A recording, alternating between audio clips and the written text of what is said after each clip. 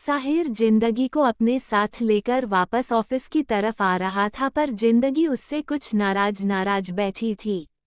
अब क्या हो गया इस लड़की को? उस समय तो बड़ा अच्छे से बात कर रही थी। साहिर ने एक नज़र जिंदगी पर डालते हुए मन में सोचा, जबकि जिंदगी के दिमाग में तो दूसरी खिचड़ी पक रही थी। उसे जागृति का साहिर के साथ यहाँ आना बिल्कुल भी पसंद नहीं आया था, और उसमें भी जागृति के सवाल जवाब ज़्यादा परेशान करते गए थे। राणा सा अच्छी तरह से जानते हैं कि जागृति बाईसा मुझे बिल्कुल पसंद नहीं करती। एक भी मौका ऐसा नहीं छोड़ती जब वह मुझे डिग्रेड कर सके, फिर भी हमेशा उन्हें अपने साथ लिए रहते हैं। आज जब यहाँ पर उनकी कोई ज़रूरत नहीं थी, फिर भी उनका साथ लेकर आए। और इतना तो मैं अच्छी तरह से जानती हूँ कि ड्राइवर ने ज़रूर इसे चुगली लगा रखी होगी कि मैं इसी होटल में आ रही हूँ। इनको तो बस मेरा खून जलाने का मौका चाहिए होता है। पहुँच गए उन्हें लेकर। जब वह इतनी ही पसंद थी तो उन्हीं से ब्याह करना था, मुझसे क्यों ब्याह कर रखा है? लैपटॉप से हल्की सी नज़र जिंदगी के ऊपर डालकर साहिर ने अफसोस से अपना सर हिला दिया। कहाँ कुछ देर पहले तक जिंदगी की बात नहीं खत्म हो रही थी और अभी चुपचाप खिड़की से बाहर देख रही थी, पर साहिर समझ रहा था कि उसका ध्यान खिड़की से बाहर के नज़ारों पर भी नहीं है। ज़्यादा दिमाग चलाने की ज़रूरत नहीं है, जो कि है नहीं। जब सोचती दिल में हो, बोलती दिल से हो, तो जो दिल में चल रहा है वह बोल डालो। बिल्कुल पक्का वाला प्रॉमिस करता हूँ, तुम्हारी लैंग्वेज में पिंकी प्रॉमिस। मैं ना बुरा मानूंगा, नहीं गुस्सा करूंगा। साहिर ने लैपटॉप बंद करते हुए जिंदगी की तरफ देखा। जिंदगी ने एक रूठी रूठी नज़र साहिर के ऊपर डाली, लेकिन कुछ बोली नहीं। पर उसकी रूठी हुई निगाहों ने भी साहिर के ऊपर उसके दिल का हाल बयां कर दिया था। बोल तो ऐसे रहे हैं जैसे कि आपका बुरा मानने और गुस्सा करने का मुझे फर्क पड़ता है। हे महादेव, इतना गुस्सा! साहिर हल्के से मुस्कुरा दिया। कभी कभी खामोशियां उन शब्दों को भी बयां कर देती है जो कि हम होठों से कह नहीं पाते, और तुम्हारी खामोशी कुछ ऐसी ही है। या फिर मैं इसे पढ़ना बहुत अच्छे से जानता हूँ, इसलिए तुम अपनी यह चुप्पी मेरे सामने नहीं लगाओ तो तुम्हारे हक में बेहतर रहता है। हाथ में लिए हुए लैपटॉप को बंद करके किनारे रखते हुए साहिर जिंदगी के कुछ नज़दीक हो गया। कल रात की खुमारी बाकी थी, या फिर एक ऐसा एहसास जो कल रात से लेकर अभी तक गया नहीं था, बस किसी तरह से इसको छुपा कर घूम रही थी। साहिल को सामने देखकर अब छुपा नहीं रहा, बाहर आने को व्याकुल हो रहा था। न जाने कब दिल के अंदर एक शर्म घर कर गया। साहिर को एक कदम उसकी तरफ बढ़ते हुए देखकर जिंदगी का पूरा बदन में लर्ज सा गया था, और ऐसे में गुस्सा तुरंत कपूर बनकर उड़ गया था, लेकिन अपनी नाराजगी तो दिखानी थी। और इतना भी दिमाग कह रहा था कि अगर राणा सा जरा सा भी नजदीक आए तो फिर यह नाराजगी बाकी नहीं रहेगी। किस चीज़ की नाराजगी रखती हो? 2 पल की जिंदगी है, उसमें भी राणा सा को ये 2 पल बहुत मुश्किल से मिलते हैं, और तुम ये 2 पल अपने गुस्से में बर्बाद कर डालोगी तो नुकसान में तो तुम ही जाओगी ना। जो बीत गई सो उसे छोड़ दो, अभी तो तुम्हारे हैं। इस वक्त तुम्हारे और उनके बीच में कोई नहीं, तो फिर तुम क्यों उसे बीच में ला रही हो, जिनका वजूद तुम्हारे रिश्ते में कहीं भी मौजूद नहीं? तो तुम अपनी बात करो। दिल ने समझाया। हाँ, और उन्हें अपनी मनमानी करने दो। अगर एक बार छोड़ तो ये बार बार उसे बीच में लेकर आएंगे, और उसे वक्त तो तुम्हारा ही सैकड़ों लीटर खून जल रहा था ना। तुरंत दिमाग अपने दिल को डांट दिया, और इतना ही नहीं, दिमाग ने अपनी मनवाते हुए दिल की बात को किनारे किया और होठों से बोल फुट उठे, मेरे पास आने की जरूरत नहीं है। उसी छिपकली के पास जाकर चिपकिए जो कि आपको दीवार समझकर चिपकी हुई थी। जिंदगी ने तेजी से जवाब दिया। छिपकली। साहिर ने जिंदगी के शब्द दोहराए और हल्के से हंस पड़ा। तुम दोनों भाई बहन ना? हंसते हुए साहिर में अफसोस से सर हिला दिया।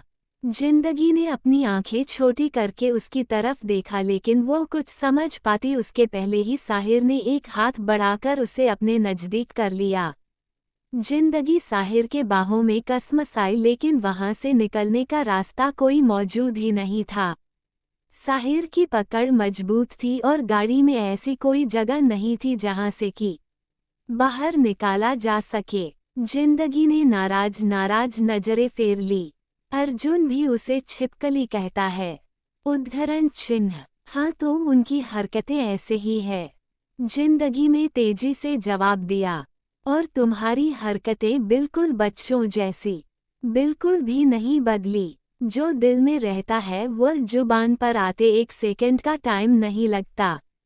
साहिर ने अपने होठ जिंदगी के गालों के ऊपर रखते हुए कहा। साहिर की यह हरकत क्या थी? पेट की सारी तितलियां उड़ाने के लिए काफी थी, लेकिन अपने गुस्से का भरम तो रखना था। इतना तो जरूर जताना था कि मैं आपसे नाराज हूँ। आप बात मत कीजिए मुझे राणा सा। आप कहते हैं आप मुझसे प्रेम करते हैं और हर वक्त जागृति बाईसा को अपने साथ लिए रहते हैं। क्या आप इतना भी नहीं समझने कि वह आपसे? जिंदगी आगे की बात बोलने से पहले सोच रही थी, लेकिन साहिर ने एक ही लाइन में जाकर जिंदगी की बात पूरी कर दी थी। उद्धरण चिन्ह ... प्रेम करती हैं, यही बोलना चाहती हो ना तुम? जिंदगी ने अपनी आंखें बड़ी करते हुए साहिर की तरफ देखा। बहुत बड़ी गलतफहमी में जी रही हो जिंदगी। खैर, तुम्हारी आदतों में से यह एक आदत भी मुझे बहुत अच्छी लगती है। गलतफहमियों को समय रहते ही सुलझा लेना ही जिंदगी का दूसरा नाम है। वरना ये गलतफहमियां जिंदगी पर अपना ऐसा असर छोड़ जाती है कि इंसान अपनी जिंदगी को खुलकर जी नहीं पाता। और कभी कभी तो वक्त इस तरह से रेत की तरह हाथों से फिसल कर निकल जाता है कि अपनी इन गलतफहमियों पर इंसान खुलकर अफसोस भी मन नहीं पाता। खाली हथेली में केवल पछतावा रह जाता है। मुझे अपनी बात रखने का एक अच्छा मौका देने के लिए बहुत बहुत धन्यवाद, साहिर ने कहा। पर छोटी सी की जिंदगी के दिमाग में साहिर की इतनी बड़ी बात समझ में नहीं आई थी कि साहिर ने उसे ताना मारा है या फिर अपनी बात कही है। वह चुपचाप उसकी तरफ देख रही थी।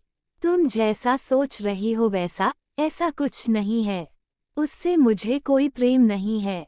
उद्धरण चिन्ह। पर आप ये कैसे कह सकते हैं? जिंदगी के होठों से अनायास से निकल गया। हालांकि साहिर के चेहरे पर फैली हुई संजीदगी को देखकर वह ये सवाल नहीं करना चाह रही थी, क्योंकि उसे डर लग रहा था कि कहीं साहिर गुस्सा ना हो जाए, लेकिन अब तो तीर कमान से निकल चुका था। लेकिन साहिर समझ चुका था कि इतनी तेजी से जिंदगी के होठों से उसके दिल की बात ही निकली थी, जिस चीज को लेकर वह काफी दिनों से उलझ रही थी। साहिर ने हल्की सी मुस्कुराहट दी और अपने बाहों के घेरे को ढीला छोड़ दिया। अब तो जिंदगी का दिल गले में आकर अटक गया था।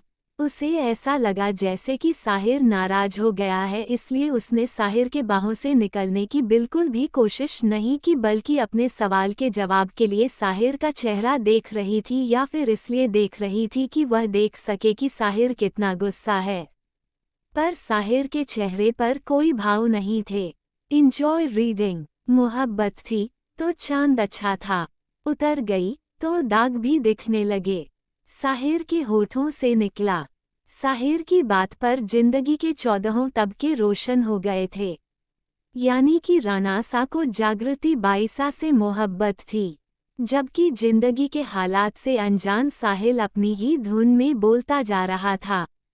इस तरह से मुझे क्या देख रही हो? मेरी बात पर भरोसा नहीं है क्या? साहिर ने पूछा। जिंदगी ने इनकार में सर हिला दिया। अब भरोसा हो या ना हो, तुम्हें मेरी बात पर यकीन करना ही पड़ेगा, क्योंकि यही सच है, साहिर ने कहा। मतलब कि आपको जब जागृति बाईसा से मोहब्बत थी तो आपको वह अच्छी लगती थी और अब नहीं?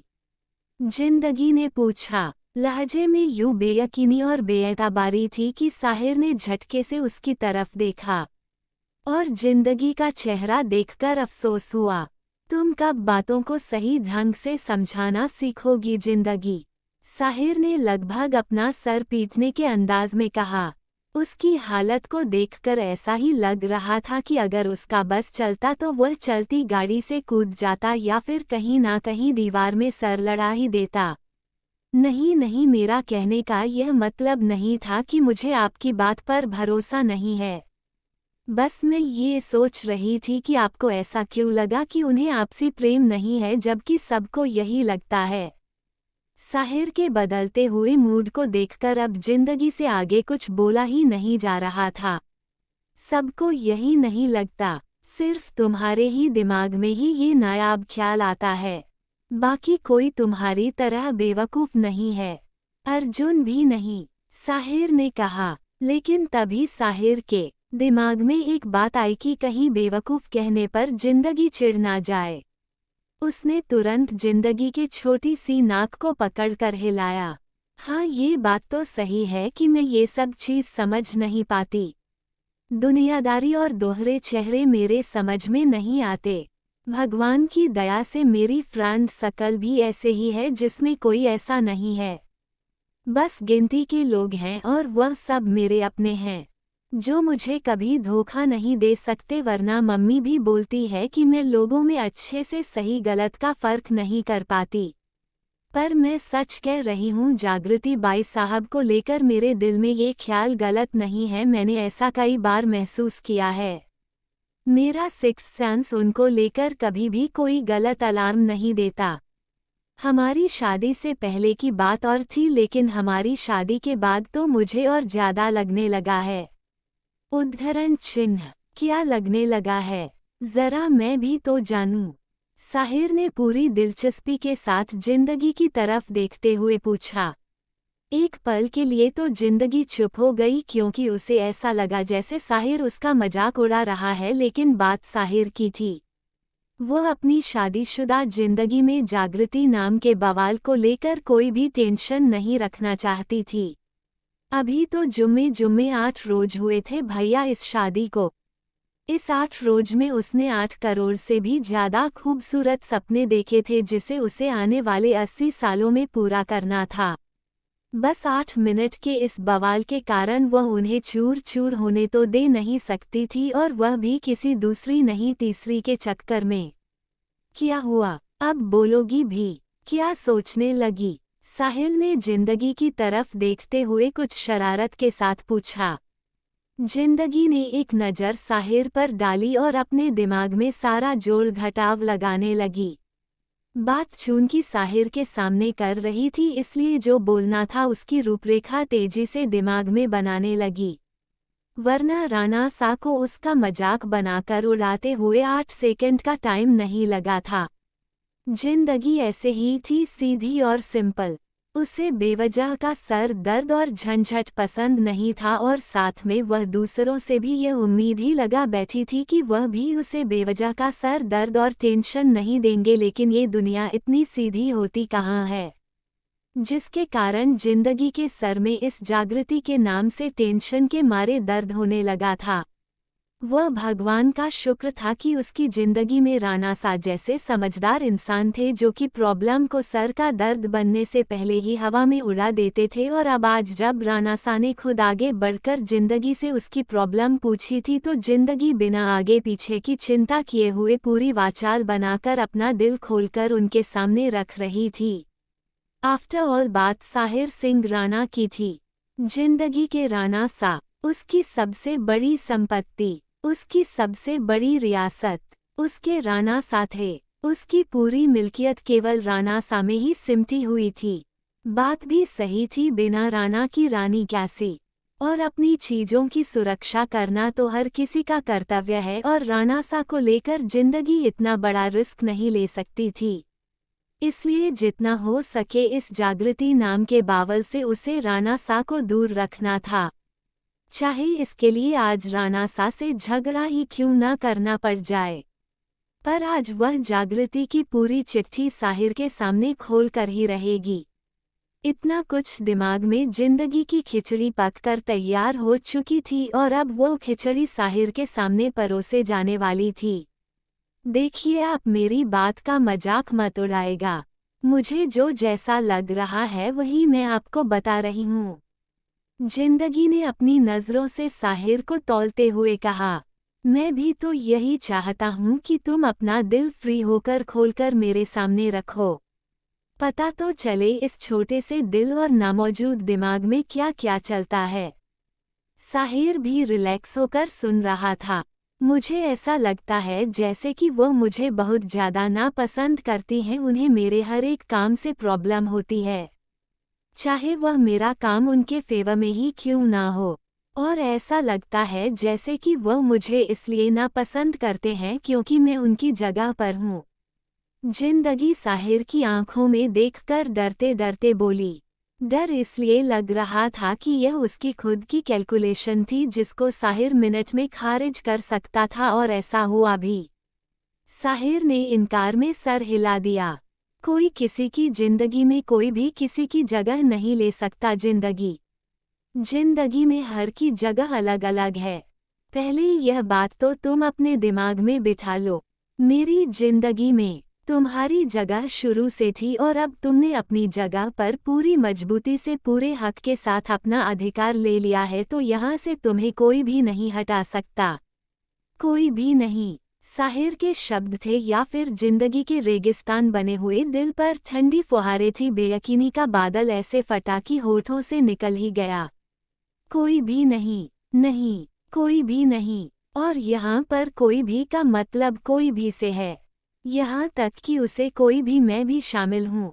साहिर ने अपनी तरफ इशारा करते हुए कहा, सिर्फ तुमसे ही प्यार करता हूँ मैं। जान अपनी तुम पर निसार करता हूँ मैं। तेरे बिना जी नहीं सकता एक पल, इसलिए अपनी मोहब्बत का आज इजहार करता हूँ मैं। जिंदगी, तुम मेरी जिंदगी हो। पर ऐसा कैसे? जिंदगी के होठों से सवाल निकला। मेरी नादान जिंदगी, अगर अपनी नादानी छोड़ दे तो फिर जीने का मजा कहाँ रहेगा? ये सोचकर साहिर मुस्कुरा दिया, पर फिलहाल में जिंदगी की बात का जवाब भी देना जरूरी था।